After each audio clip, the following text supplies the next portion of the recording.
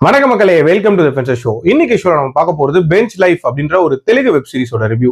இந்த சீரிஸ் பாத்தீங்கன்னா Sony live OTT ஆப்ல அவைலபிளா இருக்கு, தமிழ் டப்பிங்லயுமே அவைலபிளா இருக்கு.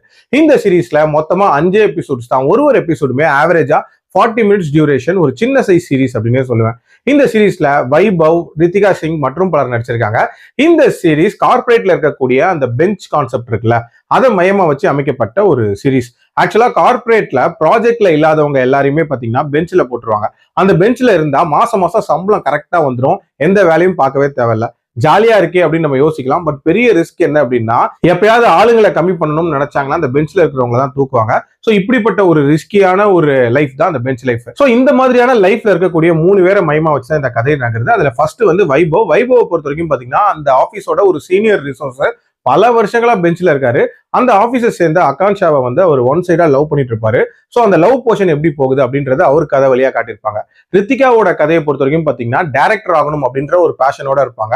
சோ இந்த பெஞ்ச்ல இருந்துட்டே வந்து நிறைய சான்ஸ் தேடிட்டு இருப்பாங்க. ஆனா அவங்க வீட்லயுமே வந்து கல்யாணம் பண்ணிக்கோங்க அப்படின்ற மாதிரியான ப்ரெஷர் அப்படின்றதுமே இருக்கும். சோ அதை எப்படி ஹேண்டில் பண்றாங்க அப்படின்றத அவங்க கதை வழியா காட்டியிருப்பாங்க. அண்ட் சரணோட லைஃப் வழியா பாத்தீங்கன்னா நியூவா கல்யாணம் ஆனவங்களுக்கு லைஃப்ல வரக்கூடிய பிரச்சனைகள், அதை ஃபோக்கஸ் பண்ணி அவரோட லைஃபை கொண்டு போயிருப்பாங்க. ஸோ இந்த 3 லைஃப்லயுமே என்னென்ன மாதிரியான சம்பவங்கள் நடக்குது அண்ட் அவங்களோட ஆசைகள் நிறைவேறிச்சா அப்படின்றத இந்த சீரிஸோட கதை. எனக்கு இந்த சீரிஸ்ல பிடிச்ச விஷயம் அப்படின்றது, பொதுவா கார்பரேட் லைஃபை மையமா வச்சு நிறைய சீரிஸ் வந்திருக்கு. பட் அதுல எக்ஸ்க்ளூசிவா இந்த பெஞ்ச் லைஃபை மையமா வச்சு வந்த சீரிஸ் இதுதான் அப்படின்னே சொல்லுவேன். உண்மையிலேயே ஒரு டிஃப்ரெண்டான அட்டெம்ப்ட் அப்படின்னே நான் சொல்லலாம். ஆல்சோ இந்த 3 பேரோட லைஃப்ல நடக்கிற சம்பவங்களையுமே ரொம்ப ஈக்குவலா பேலன்ஸ் பண்ணி காட்டியிருப்பாங்க. இன்ஃபேக்ட் ஒரு எபிசோடோட எண்ட்லயுமே பாத்தீங்கன்னா ஒரு ஹை மொமெண்ட் அப்படின்ற மாதிரி முடிச்சிருப்பாங்க. அதுவுமே நீட்டா எழுதப்பட்டிருந்துச்சு. அதே மாதிரி இதுல வைபவோட கேரக்டர் டிசைன் அப்படின்றது ஒரு மாதிரி ஃபன் ஃபீல்டா ஜாலியான ஒரு கேரக்டரா இருக்கும் அப்படின்னே சொல்லலாம். உண்மையிலேயே நீட்டா எழுதியிருந்தாங்க. ஆல்சோ ரித்திகா சிங்கோட கேரக்டர் வழியா அந்த பெண்களுக்கான பேஷன் ரிலேட்டடான ஒரு ஸ்ட்ராங்கான மெசேஜ் அப்படின்றதுமே சொல்லியிருப்பாங்க.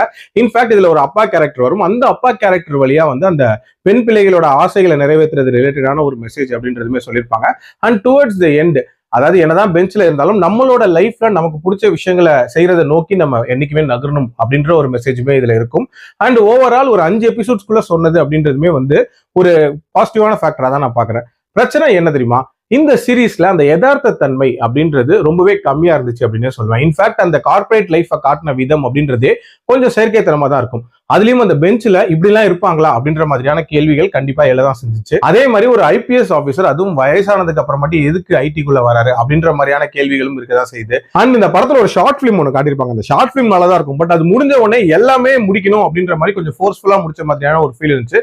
இந்த மாதிரி சில பிரச்சனைகள் அப்படின்றது இருந்தாலும் கண்டிப்பா ஒரு ஜாலியா பார்க்கக்கூடிய ஒரு வெப் சீரிஸ் தான். என்னோட ரேட்டிங் இந்த சீரிஸ்க்கு 3/5. அடல் கண்டென்ட்லாம் இல்ல, தாராளமா ட்ரை பண்ணி பார்க்கலாம். மீண்டும் அடுத்த விமர்சனத்தில் சந்திக்கிறேன். நன்றி, வணக்கம்.